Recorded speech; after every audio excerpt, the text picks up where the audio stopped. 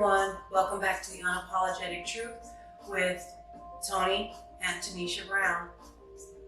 What's up, everybody? So, Tony and I have been going back and forth about what looks good to us and what type of content we want to put out there. So, we are really looking for the best way to exhibit and to share with all of you who TNT really is. So we thought nothing is really going to be the true test except for to get on here and be unapologetically us and share with you all who we are and how we made it throughout the years that we had, which is over 11 years. Yes, so we have plenty of jokes all the time, right? What do they tell us? That we have 2 anniversaries each year. One anniversary was our stop sending anniversary, and our anniversary is our actual wedding ceremony. So just to give you a look into that, we got married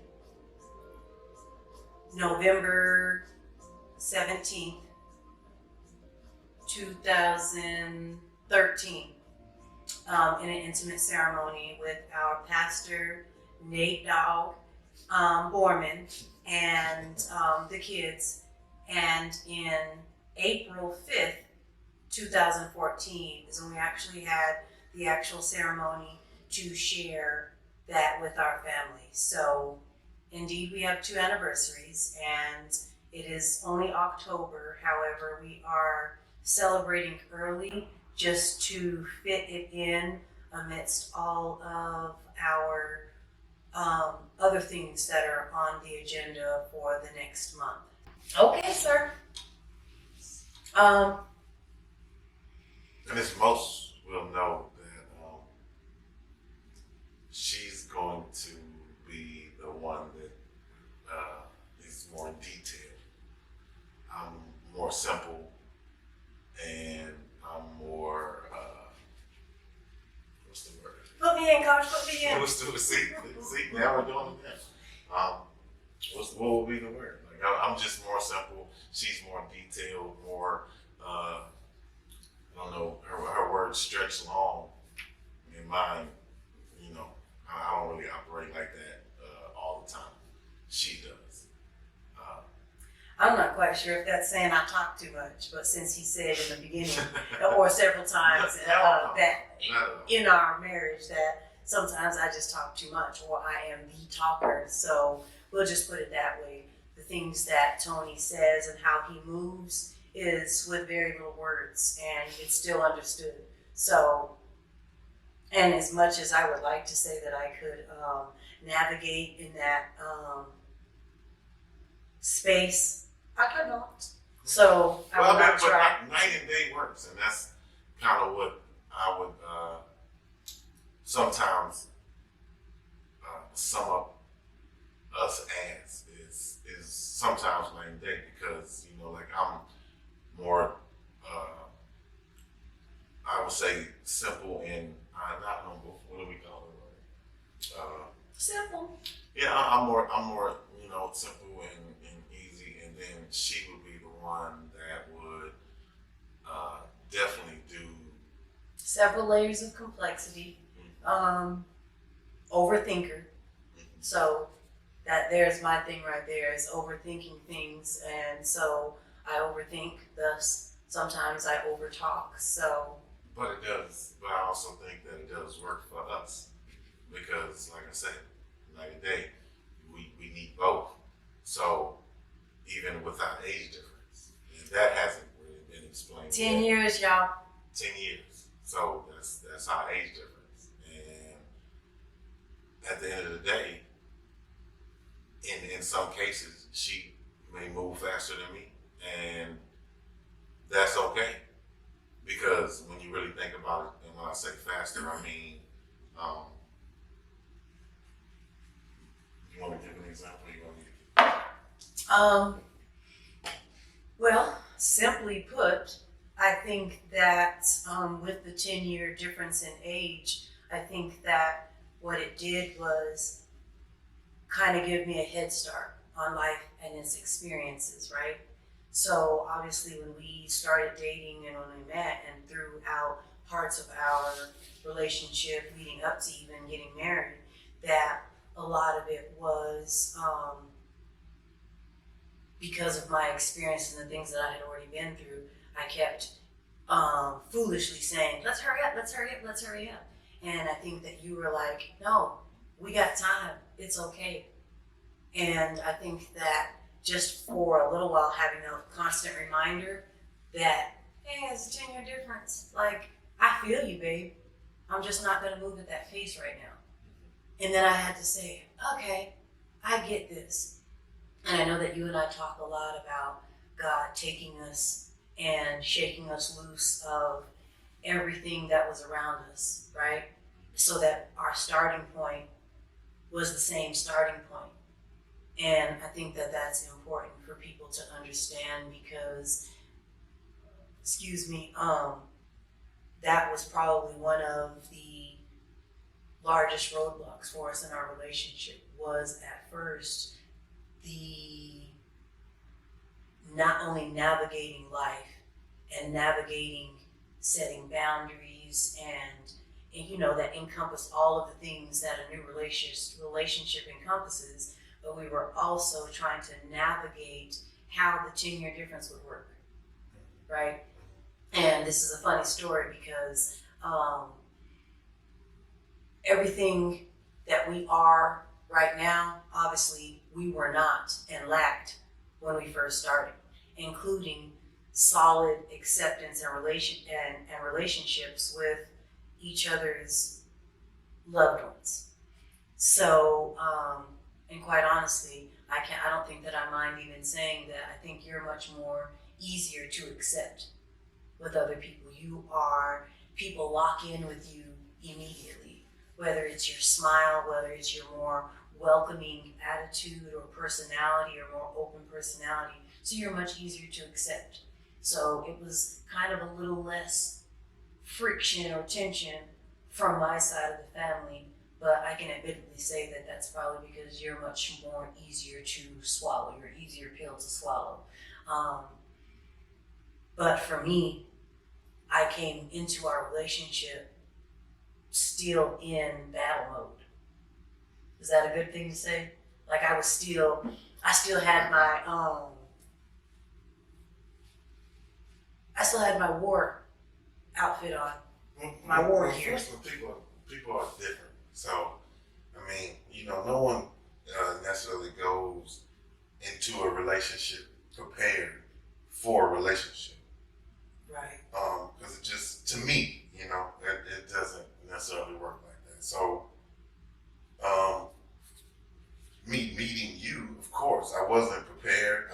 I was, it totally caught me off guard because at that time of my life, I was a whole nother person. I was a different person. So, I going in, I wasn't necessarily even looking for a relationship. And that's a funny story. But like I say, God worked on me and worked on me, and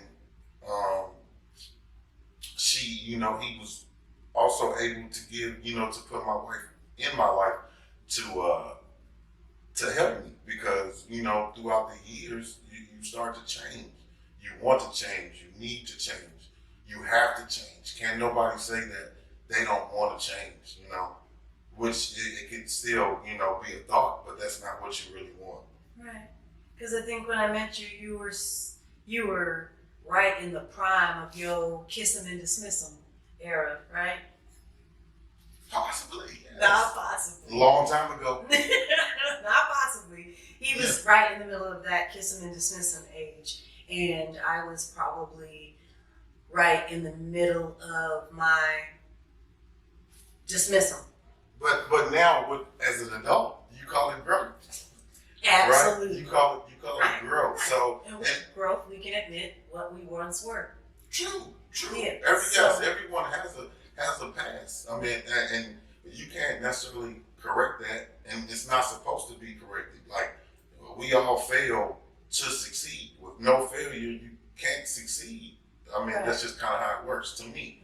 But And you was failing in telling the truth at that time, right? Because I don't remember, well, not even that I don't remember, the age that he provided to me when we first, the little intro conversations of, what do you like, where are you from, what are your hobbies, how old are you? Yeah, I don't remember the when you want something, you want something, right? Hey, when you want something, you want something. Now, in the beginning, then that lie was better than some crazy lie. I lied about my age. I didn't really lie about a lot of other things. I was honest, But it's some things that you have to, not everything, but you guys get what I mean. Like, of course, in the beginning, you might, I'm clean, or I'm very clean. But what I'm saying is, you have a guy, this, something, that, and then you get them, and it's not none of that. Me, I lied about my age to get an older woman. That's understood, and it should be. Correct. It should be, because now, look at me now. I don't know if it was understood. If I never had done it, then, sometimes you do, but it was never no disrespect. And I believe that when you do those things, if you're doing, in that type of way, and it's not disrespectful, then I think that it's okay. Now, everybody don't listen to me on that, but hey, I'm just, that's what I did. Right. So, I can't speak for everybody else, but that's what worked out for me. I agree. I mean, I really and truly, at that point in my life, had you have told me your real age, you probably would have not. It would have not worked, because I would have focused in on that every time that we came to an altercation, a disagreement, an argument, a difference of opinions. I probably would have, knowing me, would have overthought that to the point where I would have overthought myself out of things. So, at this point, it is what it is. Possibly. Oh, you had some other ways of doing it? Possibly, but possibly another episode. No, but hey. Right. So in that, we had to navigate through a lot of different things when we first came together. And I think that because I was at a point in my life where I was just like, I had just finally, been maybe completely single and free from not just my abusive relationship of 8 years, but of any relationship. And I was in that kind of rebuilding phase. So in that rebuilding, my prayer was constantly, and still is in several instances and occasions, that God, if this person is for me, then help me to grow, help me to meet them where you intend for me to meet them, so that this is a successful relationship, so that this is a successful situation. And if they are not for me, then please just take them farthest from me. Well, I'm sorry to cut you off, but that would have to be explained, because I'm assuming for some of the people who are followers, when I met you, you had 2 kids, correct? Did I? Yes, I did. Yes. Daughter and son, Janessa and Isaiah. Yes. So it was a lot. So when I met her, like I said, and now you have to still factor in the 10-year age difference, right? So that means you were, I lied, my line age was what? 29. Oh no. Yeah. Or 27, something 27, like that. I think it was 27, so that means she would have been 37. So that means I was still young, you know what I'm saying? Still, just kind of like doing me, like almost single life. She had kids, she knew what she wanted, she knew, what dreams she had, she knew where she wanted to go, and some of those things were somewhat already in concrete, if you would say. Well, and I think that the bigger picture was that the kids and I were locked in, we were aligned, because I had spent 8 years in an abusive relationship that obviously didn't just impact me, it impacted them. So when all of those things were over and we started our new chapter, that fresh start, I incorporated sitting down and talking to them because let's just be quite honest, they grew up a lot faster than they probably should have being in that type of environment for so long. So I couldn't try to sit down now and baby them. I had to make it right with them. I had then to make sure that they understood that as mom, I loved them and appreciated and truly was blessed by their unconditional and pure love for me. However, moving forward, my choices would be different. My choices would be entirely based around what we were all comfortable with because we all endured each one of those years of abuse. We all endured all of those things. So I think we were locked in. We were on we moving as a team, and so when you came into our life and we came into yours, it was like you didn't know that yet. You had no idea of what baggage we were carrying with us. I didn't know what I was actually getting myself into because, like I said before, I was 27 and really was not even 27. So that means I probably was 24, maybe 25 or something. So I was thinking, hey, I'm gonna jump into this and I'm gonna jump out. But I jumped in and, it was something that changed my life Couldn't leave. forever, forever. So, yes. Right. So I think that for us, there were so many tests in the beginning. There were so many trials in the beginning that it was almost like, not even almost like that. We know that our God knows us. We know that He knows all of the things that are going to transpire and take place and that He knows our hearts. So He had everything already aligned for us. We just had to get there. We just had to recognize the signs and the things that He had already set there in front of us. But because we were so busy with trying to make things a certain way on our own, that we didn't recognize them early in. So I remember even when we were, going to marriage, our premarital counseling with Pastor Nate, which we will also refer to as Nate Dow. That was really his lesson because obviously he had the history with me and he was getting to know you, but his direction and guidance to us was to always love with heaven in mind. And to me, that meant that just how difficult, no matter how difficult it was going to be to remove kind of that sinful, selfish construct that you already naturally have in order to love with heaven in mind. And that's even now when I remind myself of that, that's what it is. Well, I can't love you based on what we're going through or not going through. I can't love you based on the situation. I can't love you based on my feelings of aggravation or excitement or joy or happiness or fulfillment. Like loving you with heaven in mind means that you stay as closest to getting it right as you can. And although I still veer from that, I think that because we were tasked with so many challenges in the beginning, having a blended family, not knowing what we were going to do with our family in the future, how was that going to grow, if it was going to grow, because we did have conversations early on about whether we would ever, bring a child into this world together, as opposed to just having our blended family.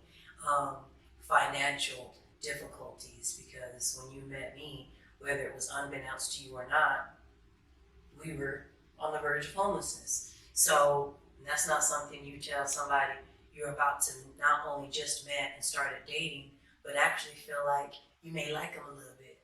Like I felt like that was something that was scary. And if you guys caught that, then you also caught that. Because, like I said, I was 24, between 24 and 27. I can't remember my age. But 24, 27. So that means I didn't have a lot, and then she didn't have a lot, right? So you really have to look at the faith in what we were really going off of, you know, When to you talk really about make bringing it. to the table, and from a financial standpoint, you And had then a couple on top pennies of and I that, had a couple pennies. And on top of that, we had our own child. So that means, you know, we brought another life in. So, of course, all of those mothers and fathers out there, you guys know that that course wasn't easy. Um, and I'm, like I say, and I'm still young, but like I said, at the end of the day, my love for her and my love for those kids is what it was really about. Even being that young, I still found out what I wanted real quick, and she wasn't really given too many options when it came to that, which I needed that though. That was very powerful. That's what I needed.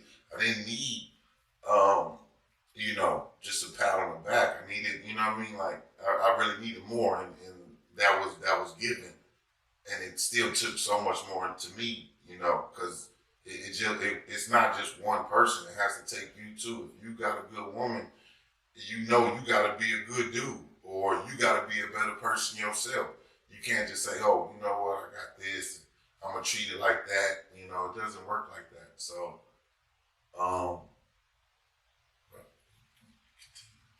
just Well, wanted, no, just I wanted- kinda think wanted I to think throw that in. you're right, because that was, again, like I said, I don't even know that we had got to the point where even early on in our relationship we had shared really a list of our demands and things that we expected.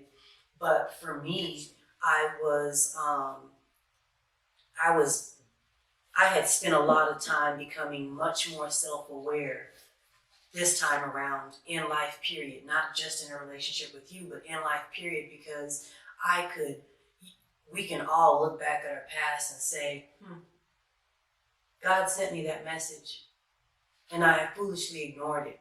Or I thought I could change it a little bit or tweak it a little bit, or, you know, but I had finally become self-aware. Like I could really sit down, even when I was journaling, even when I was first working on the book. And I think that's when I first realized, remember we talked about it, about me still having unhealed parts. Because as I wrote those things down, I kept at first identifying it as writer's block. But then when I realized that, okay, now I'm waking up in the middle of the night with that on my mind, this ain't really writer's block. This is the fact that I have to sit in this holding pattern and in this space until I work it out, until I allow God, let go and allow God to heal me. And we get in the way of our God's purpose for us. We get in the way of God's plan for us. And I had done that so many times that I could recognize those things. So as I was saying earlier about my prayer, about God, like, let's just take all of the guesswork out of it, because I don't think I guess too well. I don't think I played that game too good. So, but what I am learning much better to do is listen to my God and obey when he speaks to me. So I had already decided that I was going to be by myself if I had to be in a relationship and endure any type of misery or pain or disrespect. And that's just what it was. I was just like, yeah, no, I can keep on trekking instead of stop and get busy with trying to fall in love with something that may not be right. And I just started using those prayers and that guidance from God as my marker. So, it was almost like, hey, Lord, what you think about this? And he'd be like, and I would be like, okay, yeah, no, I can't rock with that tongue. And then I would have to put that ball in your court. And you would have to determine, I couldn't make you do that. Sure. And I learned that early on. And there's not a making someone do something. All you can do. Well, that's why, like I said before, before you guys started talking, I was saying you have to want to do it. Right. Like the things that I did, some people don't know. Some Speak people your might truth, not baby. really, Speak your truth. some people might not really see it, but it takes time. Like you just don't, 10, 12 years, it's a long time. But guess what? That time I had to break down, There's still things that I need to change. I still need to be a better person. But you have to have the will, you have to want to have the drive to change. Now, like I said, you're not gonna change everything in you, and that's not even expected. But most of the things that you're gonna do is for the betterment of your family, for yourself, if you have kids, you know, things like that. But you have to give all of you in times that you don't want to, you know, and that's hard to do because people want what they want, people do what they do, you know, and that's what changes when, you know, you really throw that on the line for your, you know, your wife or your fiance or, you know, your you know, if she's your girlfriend and y'all moving that in that path, then that's just, you know, I would believe that that's how it works. And you're gonna fail too. You're gonna fall. You're gonna stumble. But as long as you know that that's the direction that you're trying to go in and you're working on it and y'all communicating, because what's that thing? Communication Runs the nation. That, you know, because it does. You want to communicate. You gotta talk. If there's no talking, then there's no communication. And how you supposed to know your partner better, or how you supposed to learn whoever. It doesn't even have to be your partner. It could be your best friend. You know what I mean? Communication, it works. So